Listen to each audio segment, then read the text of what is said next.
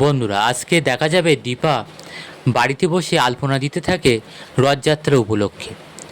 তখন জয় এসে বলে, বৌদিদি বা খুব সুন্দর হয়েছে। এমন সময় দেখা যায় উর্মি বাড়িতে ঢোকে কুন্তলার বাড়ি থেকে। তখন জয় জিজ্ঞাসা করে, কোথায় গিয়েছিলে উর্মি? তখন উর্মি বলে, আমি তোমাকে কৈফিয়ত দেবো না, কারণ তুমি এতদিন আমার কোন খেয়ালটা রেখেছো, কিভাবে রেখেছো আমাকে। তখন দীপা উঠে যায়, বলে, উর্মি তুই কীভাবে কথা বলছিস? তখন উর্মি বলে, দেখ তুই যা করছিস তুই তাই কর, তুই আমাদের মধ্যে কথা বলবি না, আর সব ব্যাপারে কথা বলিস না। দেখা যায় এমন সময় দীপার ফোনে একটা আননোন নাম্বার থেকে ফোন আসে। দীপা বলে, আননোন নাম্বার থেকে ফোন? ফোনটা রিসিভ করে।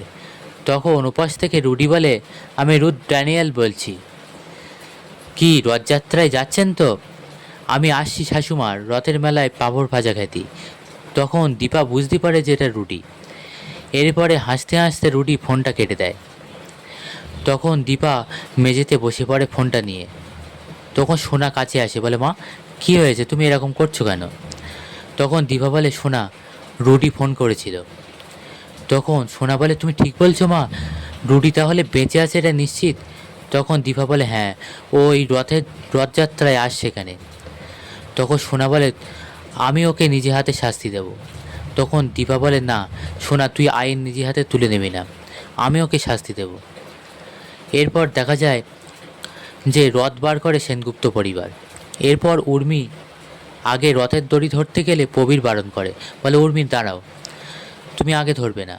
তখন উর্মি বলে, কেন? তখন প্রবীর বলে, আগে সূর্য আর দীপা ধরবে।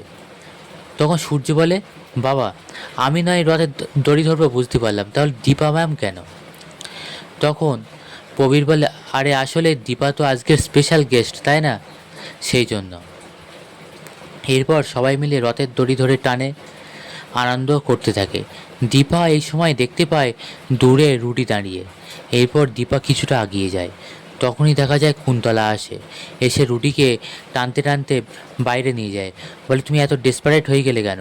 তোমারে বারণ করেছি না এখানে আসবে না? এমন সময় দেখা যায় সোনাও দীপাকে ফলো করে এগিয়ে যায়। বলে, মা কী হয়েছে? তখন দীপা বলে, ওই দেখ, ওই যে দেখছিস মহিলার ছদ্মবেশে, বিদেশিনীর ছদ্মবেশে, সাথে কুন্তলা আছে, ওটাই হচ্ছে রুডি। তখন সোনা বলে, হ্যাঁ মা, দেখো সঙ্গে কুন্তলাও এসছে।